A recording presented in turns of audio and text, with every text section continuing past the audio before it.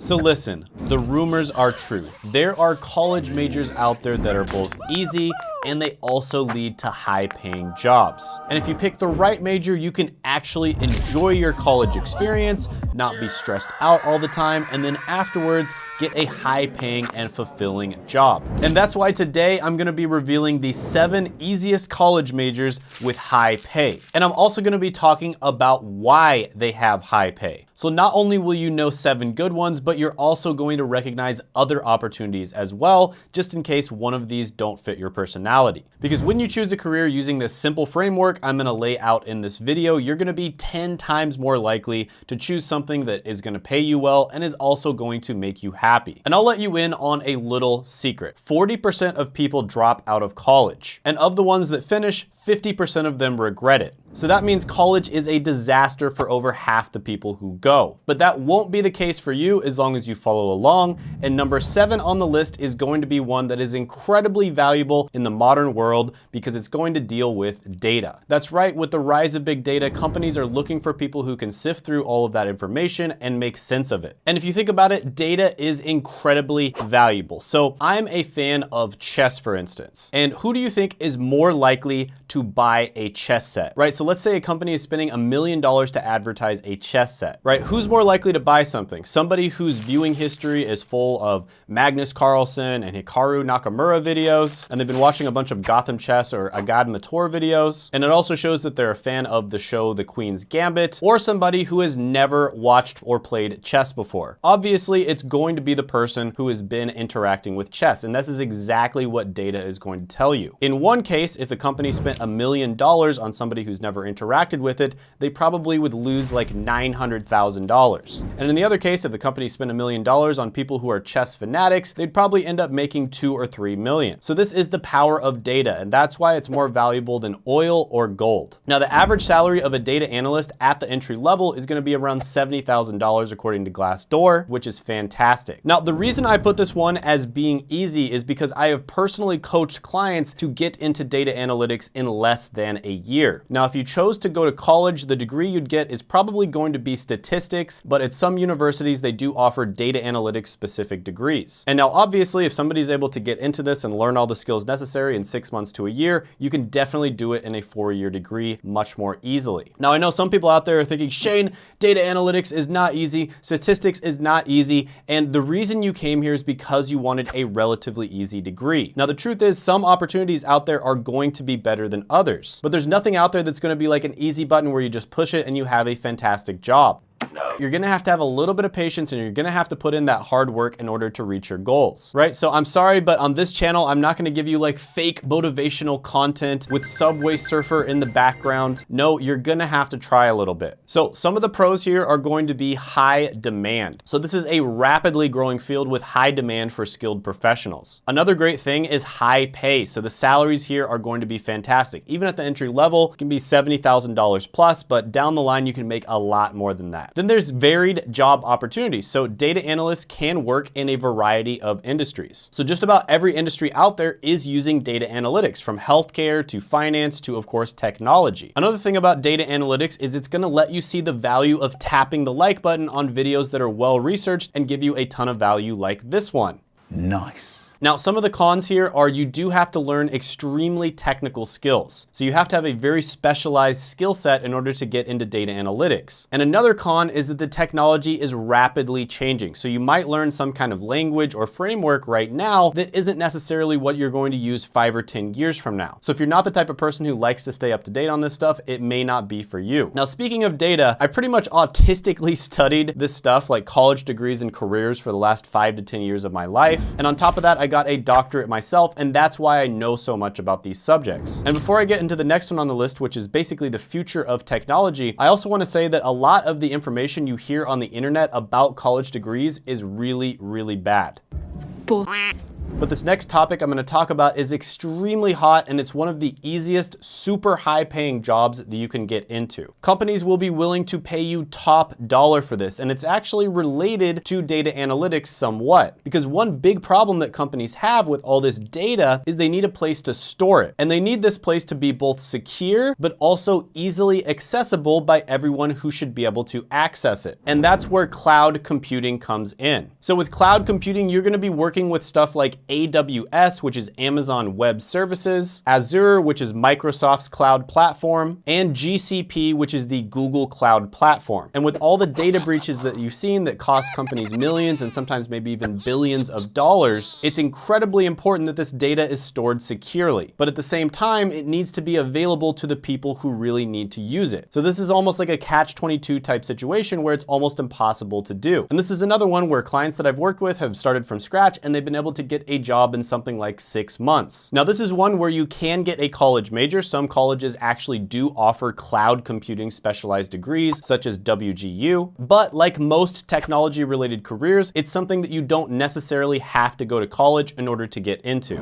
Now, according to a report by researchandmarkets.com, the global cloud computing market is expected to reach $832 billion by 2025, and it's growing at a rate of 17.5% per year. And according to Glassdoor, cloud computing careers make around $88,000 a year. So the pros here are going to be extremely high demand. This is a very rapidly growing field. There's also very high pay. Flexibility is another pro. So there's a lot of opportunities for remote jobs. And I know that a lot of people who watch this channel want to work either remote or semi-remote jobs. And there's also a variety of job opportunities. So cloud computing is in just about every industry out there. Now, this one has the same cons as the last one. So you are going to have extremely specialized technical skills, and it's going to be a rapidly changing technology. So again, if you're not the type of person who likes to stay up to date on this stuff and just be a continuous learner for the rest of your career, this may not be for you. Now, the next one on the list is a noble profession that happens to pay really well. And it's also relatively easy. And I know that I'm going to get a lot of flack for saying this because nurses think that nursing school is the hardest thing ever. Well, I hate to break it to you, but it really isn't.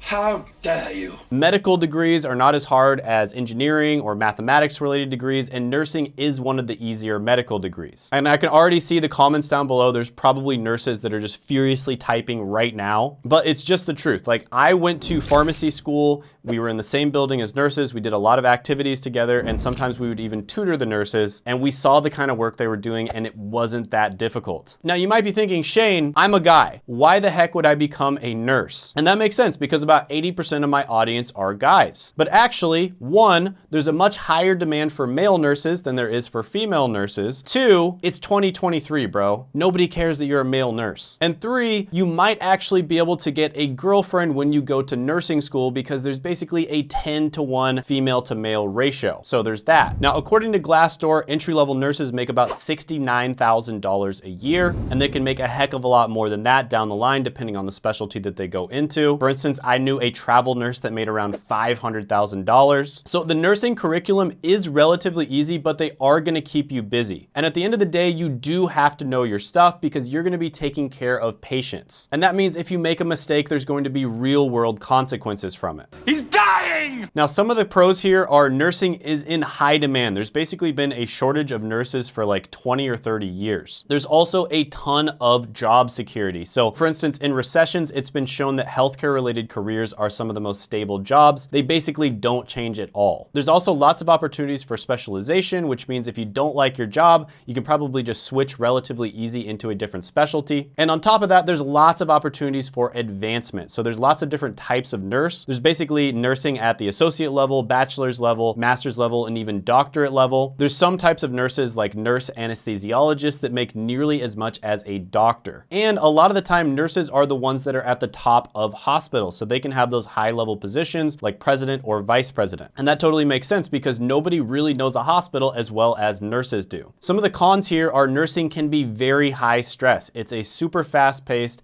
hectic environment. It can also be really emotionally and physically draining work. And you have high levels of responsibility. You're dealing with people's lives here. And then of course the government might decide to do a terrible job responding to, a situation like the whole cough cough situation. So there's that.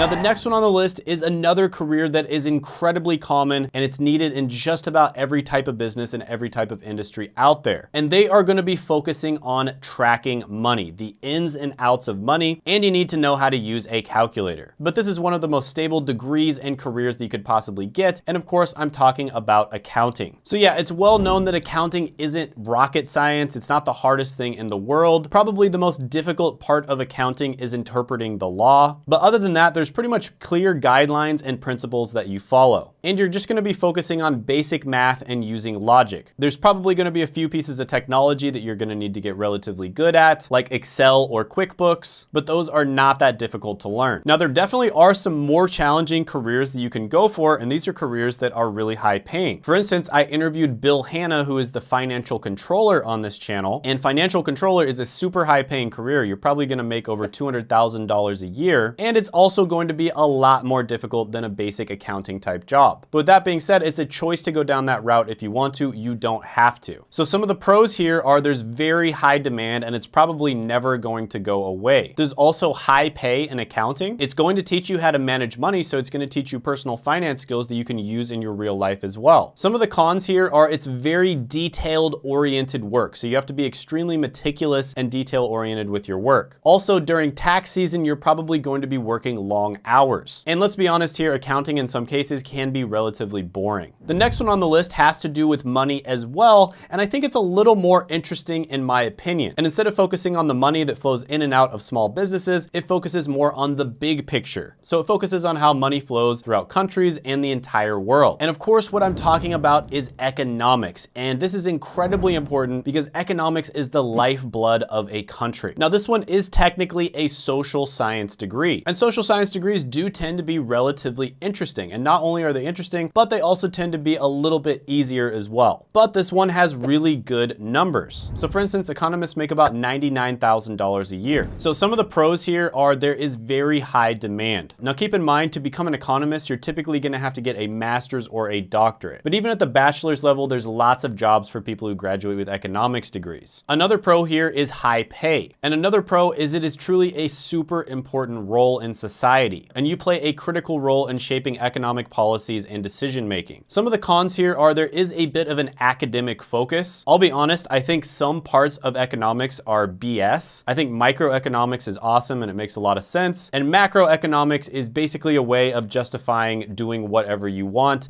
AKA the money printer go burr. Another con is that it can be relatively limited in terms of job opportunities. Now, the next one on the list is going to teach you about all things tech related. And in my opinion, it's going to be the easiest career to get into in the technology industry. And I've talked about this many times on the channel, but the technology industry is probably the best industry you can possibly work in. There are so many benefits to working in tech, from high salaries to job satisfaction to being able to work remote. It really is like the S-tier industry to go into. And this college major, which is going to lead to a career path that's relatively easy to get into, is going to be information technology. So on this channel, I've actually interviewed a ton of people who were able to get into IT related roles. One of them was James, for instance, who was in a dead-end job as a delivery driver, and he was able to land a role in IT in just a few weeks, and he didn't even have access to a computer. He actually was able to do all of it just by using his iPad, right? So no excuses, guys. This guy had every excuse in the world, but he just decided to do it anyways. So this is one where when you look at the statistics for an IT degree, they're actually really good, but like many different technology related careers, you do not necessarily need the degree to get into it. Now, for an entry-level role, for instance, information technologist, you'll make around $66,000 a year. So some of the pros here, like many of the technology related degrees and careers, is there's high demand, there's high pay, lots of different job opportunities. So if you're able to get into an IT help desk role, for instance, I think that is the easiest way to get your foot in the door in the technology industry. Once you get in, it's very easy to move around to all kinds of different types of roles. But IT is probably the easiest one for you to break into. And it's also extremely flexible, so it's very easy to get a remote job in IT. Some of the downsides are very common with technology related careers and degrees. You have to have a very technical and specific skill set. You also have to adjust to rapidly changing technology, and it can be relatively high stress. So when the technology infrastructure breaks down, the company basically comes to a halt. And as the IT person, you are responsible for fixing it as fast as possible. Now, the next one on the list is is technology related, but it also has a business component to it as well. And it has an emphasis on data. So this is probably one of the best combinations of skill sets out of any college degree that I have ever seen. And this is one of my favorite college degrees. In fact, this is my #1 favorite business degree, and that is going to be Management Information Systems. So somebody that I interviewed a few months ago is Antoine from the channel Black Heights. So he got a Management Information Systems degree. I believe he started off in IT, then he moved to kind of like a logistics type role, then he moved to cybersecurity, then he moved to software development, and then he moved to tech sales, and he now pulls in over $540,000 a year. And by the way, the company that he recommends to get into IT as well as tech sales with is called Course Careers. And Course Careers has helped literally thousands of people get jobs at this point. It's a super affordable way to get into careers. It only costs about $450 if you use the $50 off coupon code. And they even offer a free training, which I will put down in the description as well as the pinned comment below. So the pros here are extremely high demand. This is a skill set that basically nobody has. Also extremely high pay. You also have varied job opportunities. So I wouldn't be surprised to see a bunch of management information systems graduates making it to like a CTO, CEO, or at least like an executive type role. And the cons are going to be the same ones for all the other technology related careers and degrees. You do have to learn very specific technical skills. And on top of that, the technology is rapidly changing. Although this one does have more of an emphasis on the business side of things. Now, one thing that I commonly see on this channel is people who are trying to get remote or semi-remote jobs, and MIS can be a great degree to get one of those careers. But I actually made a tier list that ranks the most common and the best remote jobs from S tier, which is the best, to F tier, which is the worst. And you can check that out by clicking right here.